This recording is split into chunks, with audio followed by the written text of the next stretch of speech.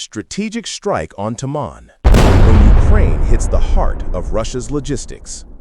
On the night of January 21, 2025, 4 massive oil storage tanks turned into fireballs on the Taman Peninsula.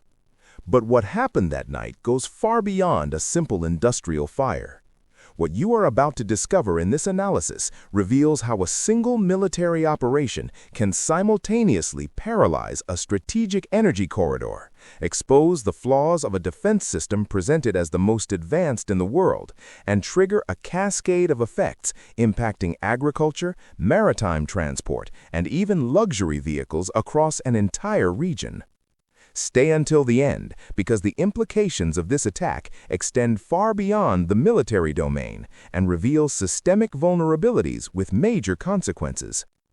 To understand the scale of this operation, one must first grasp the strategic importance of the target. The Taman Peninsula is not just another port. It is one of Russia's most critical logistical hubs in its current energy and military configuration. The Taman terminal, located in the village of Volna, functions as the logistical twin of the Crimean Bridge. It connects the Black Sea and the Sea of Azov and plays a central role in transporting petroleum products from the Caspian Sea basin, particularly from Kazakhstan, to international markets. From a military standpoint, this terminal supplies fuel to Russian forces deployed in Crimea and southern Ukraine. Armored units, transport vehicles, and frontline logistics depend directly on this infrastructure. On the civilian side, the Krasnodar region, where Taman is located, represents Russia's breadbasket and a major domestic tourism area. It is in this context that the January 21 attack took place, reportedly orchestrated by Ukraine's Defense Intelligence Directorate, GUR. Initial images and local reports confirmed that a series of Ukrainian long-range kamikaze drones penetrated Russian airspace and reached the most sensitive part of the terminal, the fuel storage yard. Krasnodar Governor Veniamin Kondrachev was forced to publicly confirm that the attack set fire to 4 massive tanks filled with petroleum products. Available data indicate that the fire covered an area of approximately 7,000 square meters. Pipelines and storage tanks sustained significant damage. Preliminary estimates put direct material losses at around $50 million. A team of 97 firefighters and 29 vehicles was deployed to try to contain the blaze. However, the thermal effect of the leaking fuel turned the terminal into an inferno of considerable intensity, significantly slowing firefighting operations. But what happened alongside the attack itself reveals an even more troubling issue for Russian authorities. Air defense batteries from the Southern Military District, tasked with protecting the area, were activated to intercept the incoming drones. According to technical analyses, these were likely smart technology. Civilian military simultaneously immobilized its own wealthy class. This is a concrete example of what happens when military tools are not calibrated to avoid internal collateral damage. But the impact of jamming does not stop on urban roads. It also extends to agricultural fields. The Krasnodar region is considered Russia's breadbasket. Modern agriculture in this area relies heavily on high-tech equipment. John Deere and Claas combine harvesters equipped with autonomous driving and satellite tracking systems. When Russian military jammers cut GPS connections to blind drones, they also cut navigation signals for these agricultural machines. Without satellite navigation, these machines, worth millions of dollars, can no longer function properly. They cannot move precisely, perform automated fertilization, or adhere to planting and harvesting cycles. These machines are now stranded in the middle of fields, turned into piles of expensive scrap metal.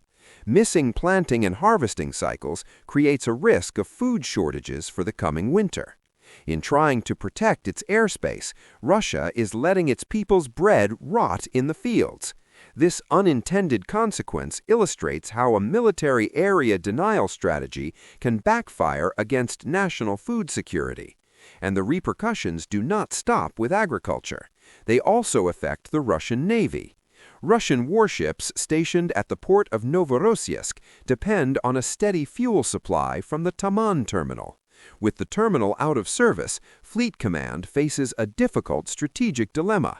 Either ships wait for unprotected tankers in open waters to refuel, exposing them to Ukrainian Majeure V5 naval drones, or they remain in port and adopt a passive defensive posture.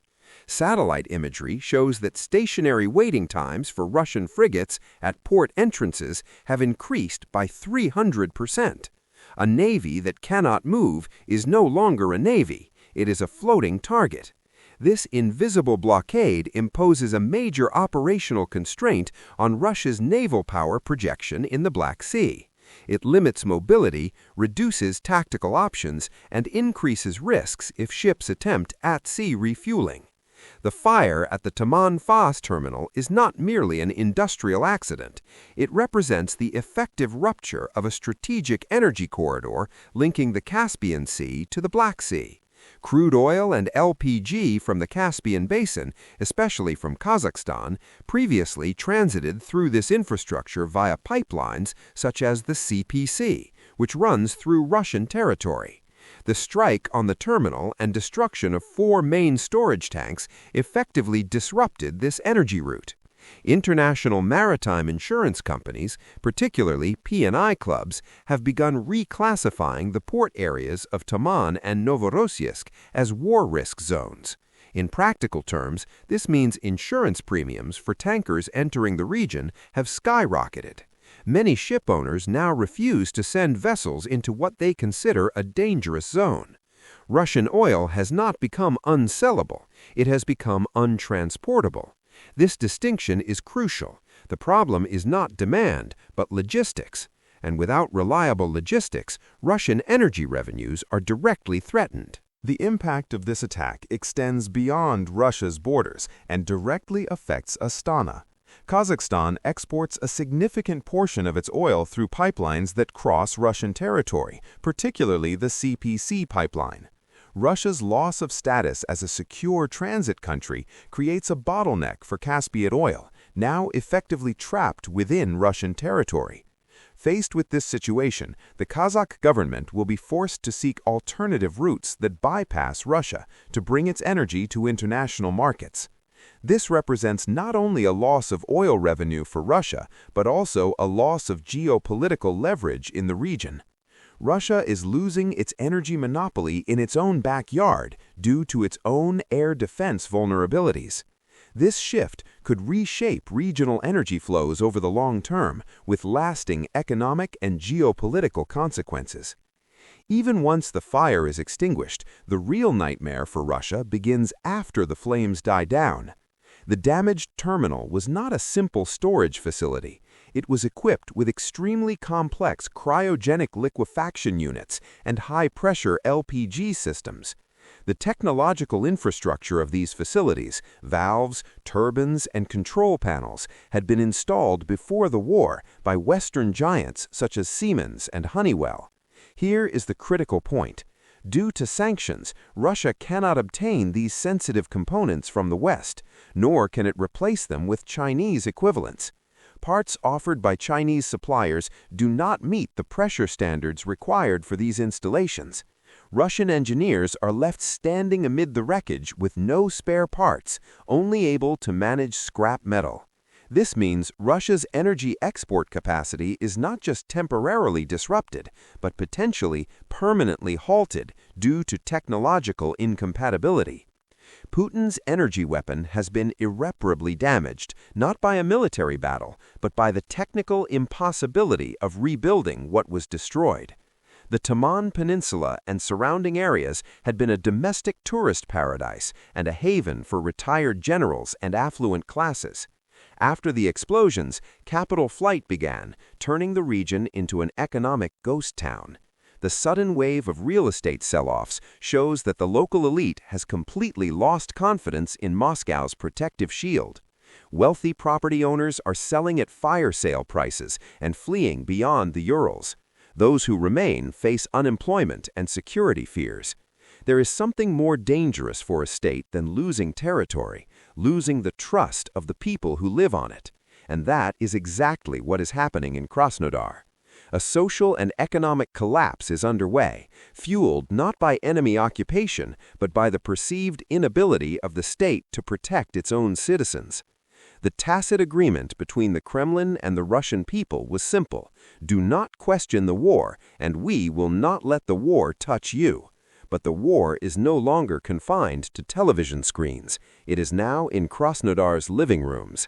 The elite's BMWs immobilized by jammers, air defense missiles falling on the middle class, toxic smoke rising from the burning terminal. This is the image of the cost of war spreading to the roots of Russian society. When people realize the state cannot protect them and can even kill them by mistake, fear gives way to silent anger. This internal erosion represents a political threat far more dangerous than battlefield defeats. While Putin tries to bring Ukraine to its knees, he has lost the trust of his own people. The defense systems touted as the best in the world panicked under pressure and struck friendly forces and civilians. This proves that Russian technology in this domain is not only ineffective, but actively dangerous to those it is meant to defend. Ukraine's strategy is no longer limited to striking military targets. It aims to force the Russian defense system into making mistakes, overwhelming it, and pushing it into panic mode that harms its own population. Every second Putin's army fails to shoot down Ukrainian drones, it loses legitimacy in the eyes of its own people. For residents of Novaya Adygea and Afipsky, the threat no longer comes from Kyiv, but from batteries under Moscow's command. This inversion of threat perception is a major psychological turning point. When citizens begin to fear their own defense system as much or more than the external enemy, the social contract between state and society is broken. Failure has never been so visible, and the visibility of this failure, amplified by social media and local testimonies, makes it impossible for the Kremlin to maintain the narrative of a strong, protective state. Beyond the immediate consequences on the ground, this attack reveals deeper geopolitical trends. First, it demonstrates that Russian energy infrastructure is vulnerable, and that this vulnerability directly affects Russia's commercial partners, particularly Kazakhstan. Second, it exposes the limits of Russian air defense systems in saturation scenarios, calling into question their international prestige and attractiveness on the arms market. Third, it illustrates how Western technological sanctions create long-term bottlenecks. Russia cannot simply rebuild what was destroyed using inadequate Chinese components. Fourth, it shows that modern warfare is not just about kinetic strikes, but about systemic disruption. The secondary effects of electronic jamming, the impact on agriculture, the fleet blockade, the real estate collapse, all are part of a comprehensive destabilization strategy. Fifth, it underscores the importance of internal perception. A military defeat can be managed through propaganda, but when citizens see their own missiles falling on their homes, propaganda becomes ineffective. From a strictly military perspective, this operation reveals several tactical and strategic lessons. Ukrainian long-range drones successfully penetrated Russian airspace and struck a heavily defended target. This indicates either meticulous planning exploiting defense blind spots, system saturation, or a combination of both. Russian air defense systems, though theoretically advanced, showed critical operational flaws under stress. Loss of control of interceptor missiles suggests guidance issues, possibly linked to electronic interference or design flaws. The massive use of electronic warfare as a defensive measure caused significant civilian collateral damage, indicating a lack of sophistication in targeting and signal modulation. Dependence on centralized logistical infrastructure, such as the Taman terminal, creates a single point of failure. Striking this node produced cascading effects disproportionate to the size of the attack itself. The inability to quickly repair damaged infrastructure due to sanctions reveals a long-term strategic vulnerability in Russia's technological supply chain. It is important to note that some information remains subject to independent confirmation. The exact number of drones used in the attack has not been officially confirmed. Technical details regarding the specific air defense systems deployed remain estimates based on expert analysis. The precise long-term damage to Russia's energy export capacity remains to be assessed. Some estimates suggest a temporary disruption, others a permanent rupture. Reality likely lies somewhere in between. Figures regarding vehicles immobilized by electronic jamming come from local and media sources, but have not been independently confirmed by official authorities. The agricultural impact is a projection based on known reliance of modern equipment on GPS systems, but actual production losses will only be measurable in the coming months. These uncertainties highlight the importance of a cautious analytical approach amid the fog of war, where immediate verification of all claims is difficult.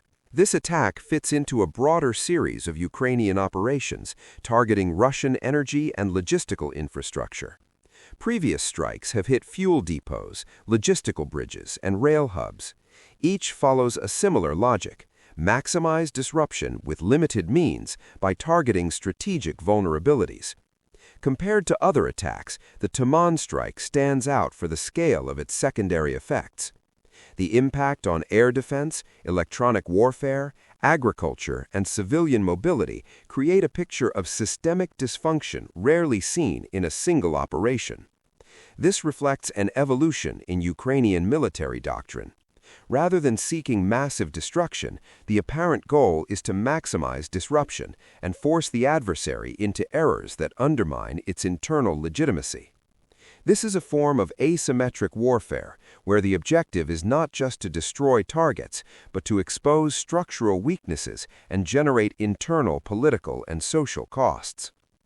International reactions to the event have been relatively measured, reflecting the complexity of the situation.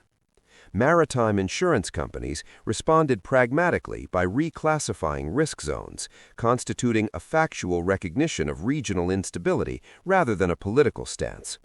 For Kazakhstan, the situation creates a diplomatic dilemma. The country depends economically on Russian transit routes, but cannot ignore growing risks to its exports. Any public search for alternatives could be perceived by Moscow as alignment with the West. Importers of Russian and Caspian oil are closely monitoring developments, as any lasting disruption to energy flows would affect global markets and prices. International security analysts see this event as confirmation of modern warfare's evolution toward conflicts where civilian and military infrastructures are increasingly intertwined, complicating distinctions between legitimate targets and collateral damage.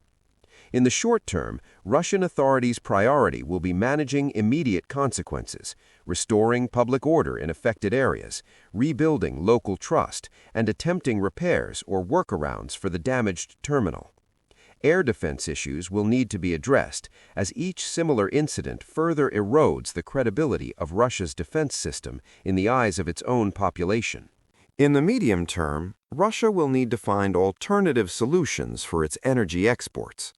This could include strengthening other export routes, increasing rail capacity, or striking deals with third countries to bypass risk zones. For Ukraine, the success of this operation may encourage similar actions against other critical Russian logistical nodes. The doctrine of systemic disruption appears to be yielding disproportionate results relative to resources invested. For Kazakhstan and other regional states, the search for diversified export routes will likely accelerate, gradually reshaping the region's energy geography. Insurance companies will continue adjusting risk assessments, potentially creating a spiral in which rising premiums render certain routes commercially unviable, forcing economic realignments. Several strategic lessons emerge from this event. First lesson: in modern warfare, dual-use infrastructure, serving both military and civilian purposes, becomes a prime target because its destruction produces multiple effects. Second lesson: defense systems, no matter how sophisticated on paper, can become counterproductive if not calibrated to avoid internal collateral damage. A defense system that kills its own citizens loses its purpose. Third lesson. Technological dependence created by sanctions can turn repairable damage into permanent disability. Without access to critical spare parts, even partially damaged infrastructure can become unusable. Fourth lesson. The psychological and political effects of a military operation can far exceed its direct material impact. Loss of public trust is harder to repair than an oil terminal. Fifth lesson. Systemic disruption operations offer better return on investment than massive destruction, especially for a force with limited resources facing a stronger adversary. One of the most significant aspects of this event is its impact on the narrative constructed by the Kremlin around the war. Since the beginning of the conflict, the official Russian message has insisted on several points. Russia is an unassailable great power, its defense systems are the best in the world, civilians are protected from the consequences of war, and Western sanctions are ineffective. The Taman attack and its consequences contradict each of these claims. Ukrainian drones penetrating Russian airspace show Russia is not invulnerable. Failures of S-300 and Panzer systems prove they are not infallible. Missiles falling on civilian buildings show the population is not protected. And the inability to repair the terminal with Chinese parts illustrates the effectiveness of technological sanctions. This accumulation of contradictions between official narrative and lived reality creates a credibility crisis for authorities. Each similar incident widens the gap between what the government says and what citizens see. It is in this gap that trust erodes, the beginning of any internal political instability. Beyond regional implications, this situation affects the global energy economy. Disruption of Caspian oil flows to international markets creates supply uncertainty, potentially influencing global oil prices, even if short-term impacts remain limited due to spare production capacity elsewhere. For European countries seeking to wean themselves off Russian fossil fuels, this situation confirms the strategic wisdom of diversifying supply sources. For China and India, now major buyers of Russian oil under sanctions, logistical reliability is becoming a key factor in supply calculations. Gulf producers are watching closely, as sustained instability in Russian exports could create market opportunities for increased production.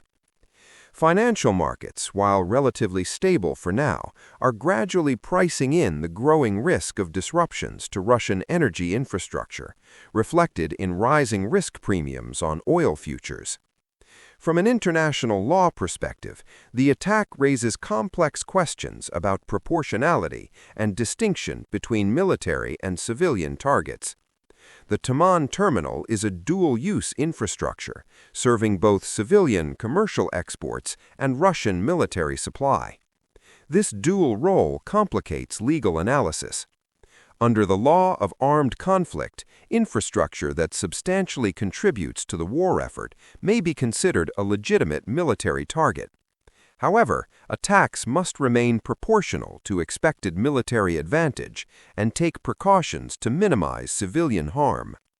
Unintended consequences, such as air defense missiles falling on residential areas, raise separate questions of responsibility.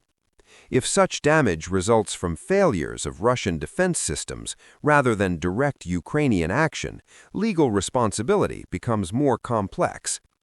Secondary effects, like civilian vehicle immobilization and agricultural disruption, stem not from the attack itself, but from Russian countermeasures.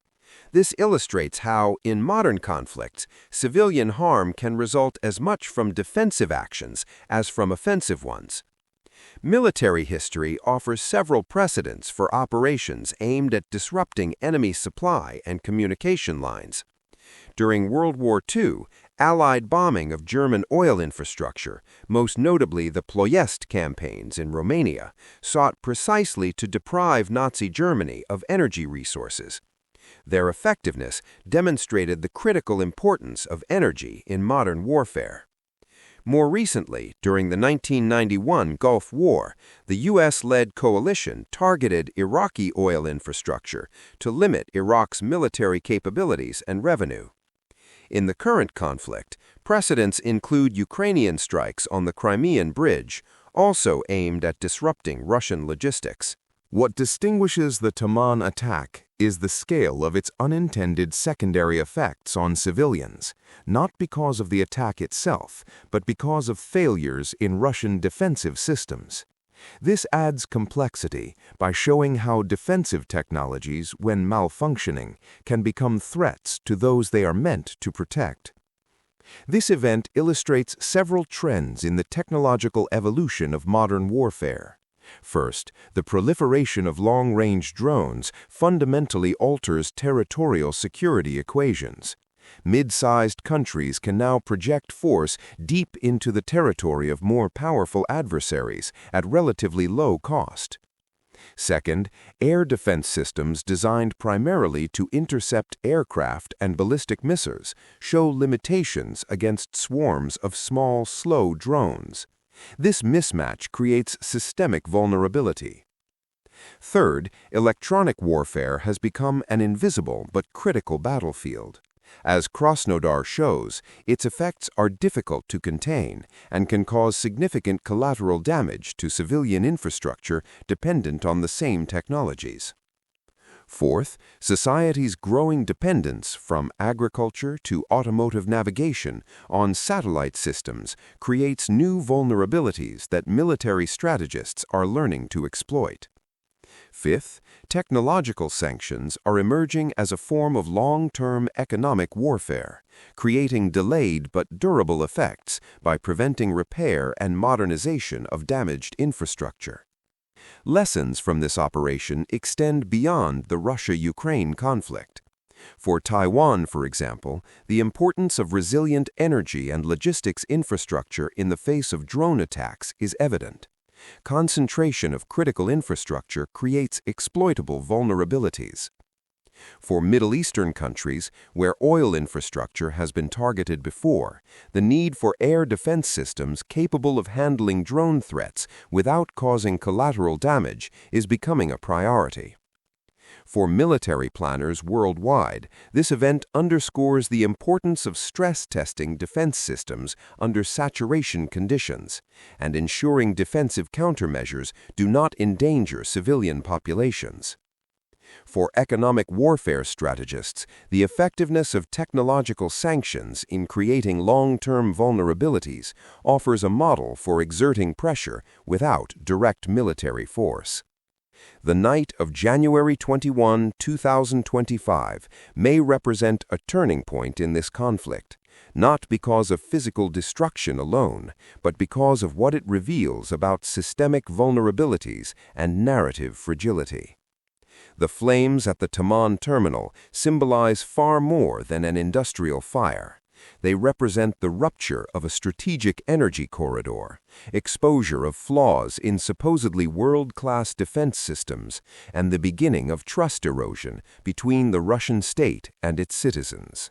With a single strategic operation, Ukraine created cascading effects across energy, military logistics, naval operations, agriculture, civilian mobility, and public confidence. Perhaps most significant is that the most severe damage was not caused by Ukrainian drones themselves, but by failures of Russian defense systems and side effects of Russian countermeasures. This illustrates a core principle of modern military strategy. In complex, interconnected systems, forcing an adversary to make mistakes can be more effective than seeking to destroy them directly. Looking ahead, several questions remain open. Will Russia manage to repair or bypass the damage to the Taman terminal, or will this infrastructure remain out of service long-term due to technological constraints imposed by sanctions? Will Russian air defense systems be reformed and improved to prevent future friendly fire incidents, or will they continue to pose a danger to the population they are meant to protect? Will Kazakhstan and other regional countries succeed in diversifying energy export routes, reshaping regional economic geography? Will erosion of public trust in Russia continue to accelerate, or will a Kremlin restore the narrative of an effective protective state? Will similar operations target other critical Russian logistical nodes?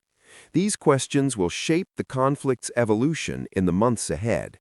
What this event fundamentally reveals is the changing nature of 21st century warfare. Victory is no longer measured solely in territory seized or enemy forces destroyed. It is also measured in systemic disruption, internal political costs imposed on the adversary, and psychological effects on populations. In this new paradigm, a single drone can trigger a cascade of effects far exceeding its direct destructive power, not through explosive force, but by exploiting vulnerabilities and interconnections within complex systems.